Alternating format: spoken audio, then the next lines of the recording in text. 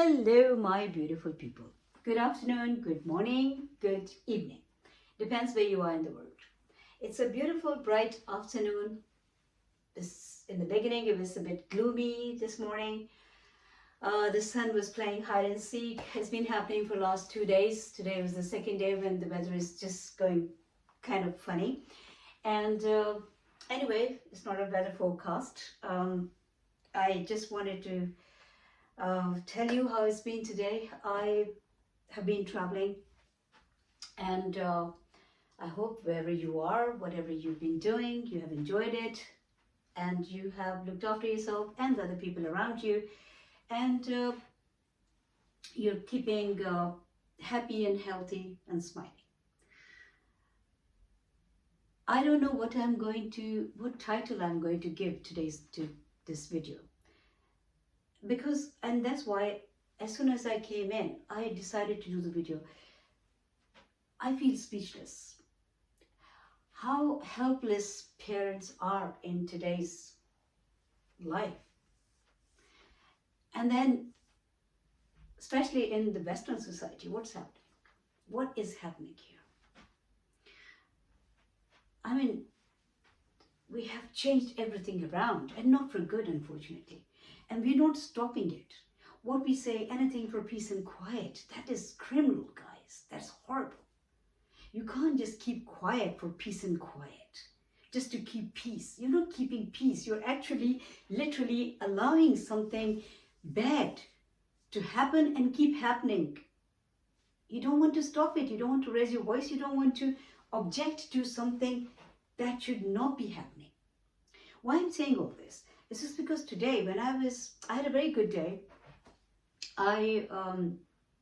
With my family, with my children, I spent the day with my daughter. It was lovely. And when I was coming back on the train, there was a father and son sitting, on the other seats, which is like my table is here on this side. There are other people sitting here, and I'm sitting here, and on this other side, there's another table, and then there are a few other people sitting there. Now, this young chap must have been in his either very early 20s or maybe 19, 20, I don't know. His name was Alan, and he was sitting next to his father, and his father was, he looked quite reasonable and quite a gentleman, smiling face and nice guy. And prior to that, there was a lady, she was very well dressed. She got on the train and she was sitting there, and she was also talking to this father and the son, and everything looked fine. Other than the son was vaping and drinking on the train. On the public transport, I don't think they allow vape, smoking, or drink, especially in the daytime, during the day or any time. But this guy he had at least 5 to 6 cans of Stella Artois right next to him on the table displayed, and he was drinking. And he was vaping. And then what happens? He decided to put his foot on the chair opposite to him, on the seat opposite to him, without taking his shoe off. And because I was the one sitting right next to that table, and there were other people too, but now we have just learned, this new thing, which is not good. Oh, mind your own business. No, you do mind your own business. But if something is happening like publicly and it's not right, then don't fight, don't start attacking people, but at least raise your voice, say that this is wrong. How will you even stop from things happening if everybody is trying to be Mr. or Miss Nice Person or nice man or nice woman? And then I just politely said, darling, I'm sorry, but can you please either take your shoe off or take your foot off the seat, because other people, be considerate of other people, they will also sit here. And this guy said to me, his father was sitting next to him, right? But he said to me, whoa, why? How is it hurting you? It's none of your business. And F word, like F this and F that. Swearing, a lot of swearing. And I said to him, look, it's okay, but I mean, it's just because other people. He said, you're not sitting there. I was like, yeah, I could be sitting there. You know, how would I know? And then he started saying, oh, there's no mud on my feet. I did not say anything after this. I was quiet. But then he was giving me those looks like that he's never, ever learned anything. His parents never had time to even teach him how to talk to other people. Or maybe it was the drink taking over. I have no idea. But then after that, and he was also vaping and blowing on my face. And then he said, he started doing the things like, his father didn't say anything, but his father put the boy's or this young man's fleece under his foot so you know, on the seat. So because he didn't want to take his shoe off, and he didn't want to take his foot off the seat. Very aggressive and an unreasonable young person, quite messed up. And then what happens, he started saying, and the lady sitting next to me on the table, when she saw like he's being unreasonable and quite verbal, I only said one thing, but he was just going on and on and on. His father was quiet, the other people were quiet, I got quiet, and then this lady said to me, just leave it, right? So I kept quiet.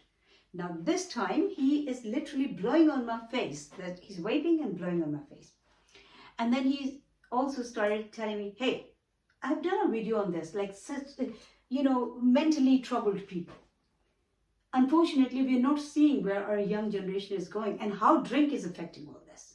I mean, nobody says don't drink at all, right? I drink sometimes. I've been drinking in my life.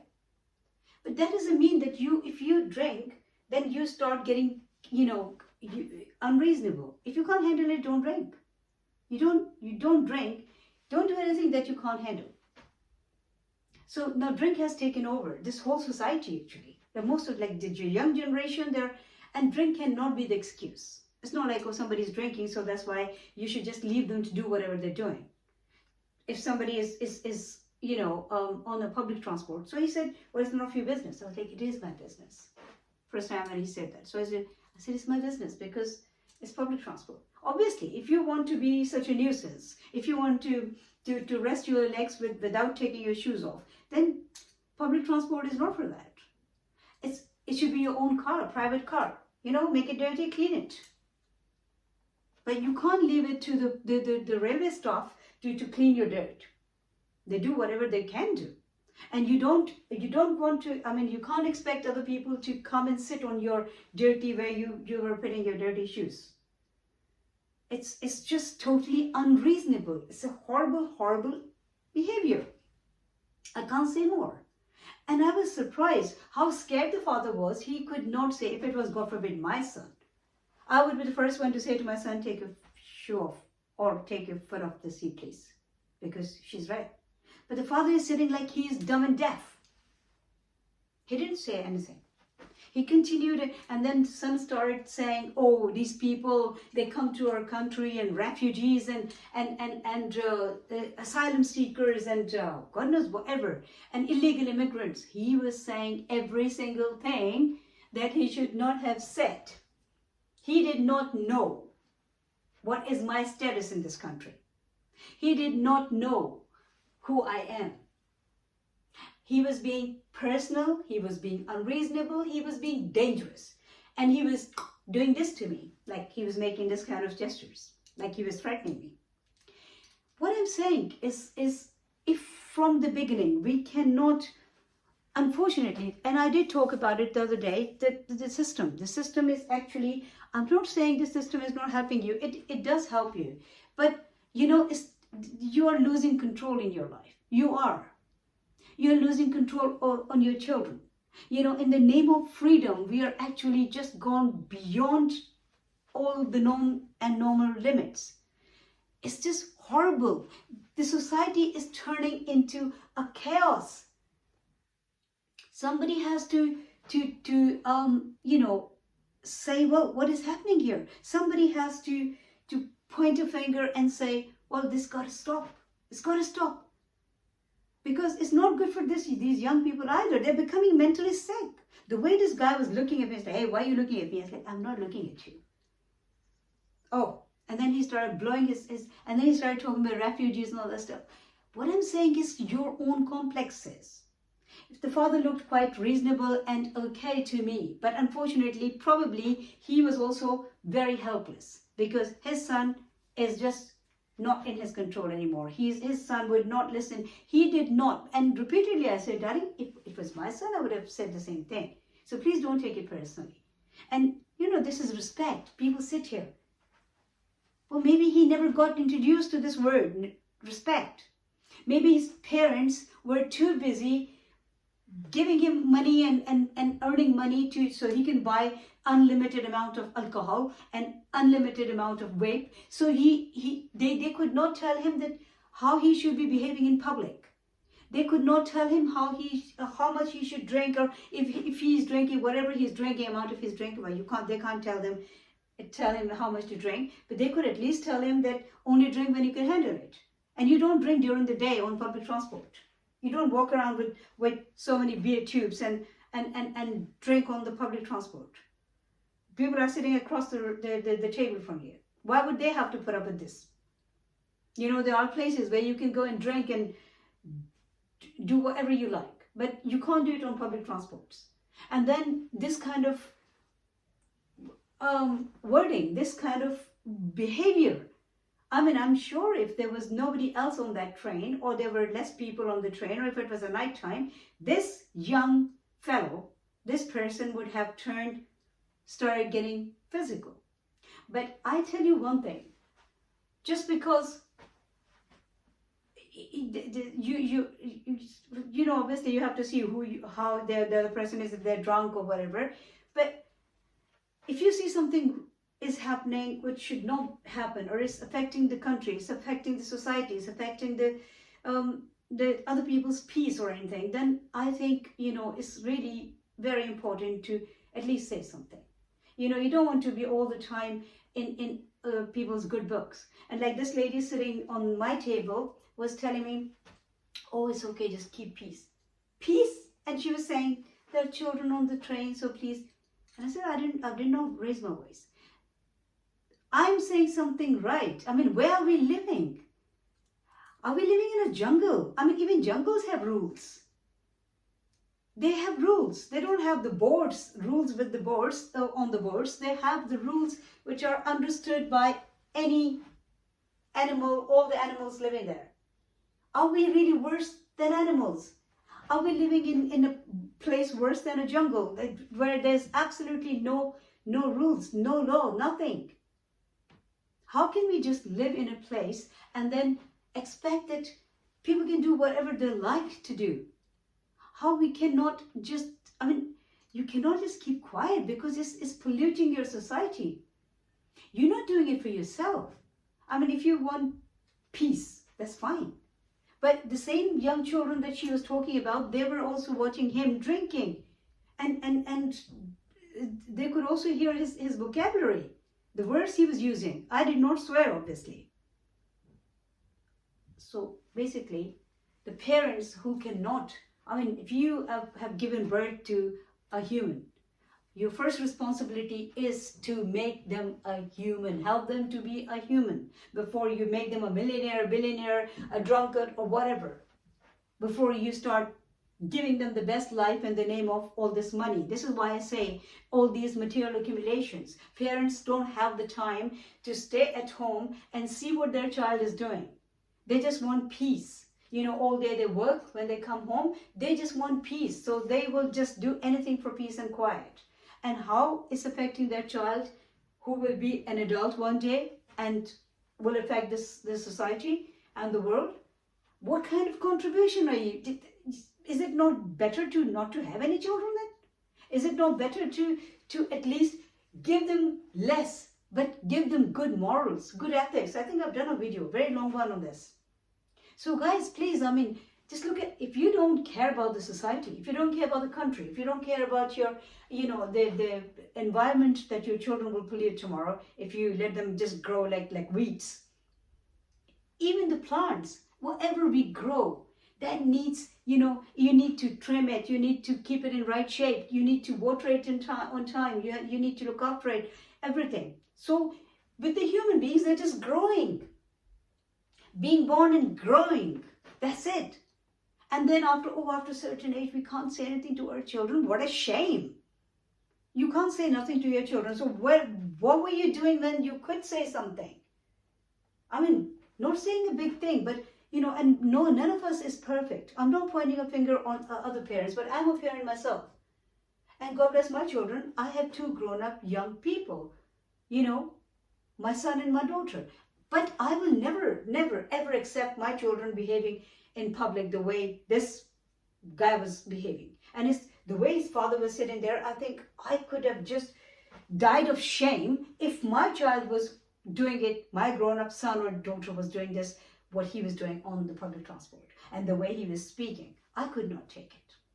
So I don't know, maybe it's a cultural difference. Maybe my upbringing is, my parents had time for me, and I was brought up like normal human child should be brought up. I'm not saying no, everybody is doing the same thing, but when you leave your children, even when my children were going to school, and I used to always wonder what is happening to the parents, because I could see the children in their school uniforms running in the supermarkets.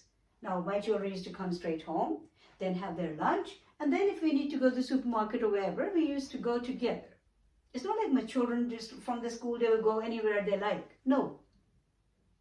And when I used to see those children, like 14, 13-year-old children, and sitting outside the supermarkets or sitting on the floors or smoking and doing stupid things, I used to say, where are the parents?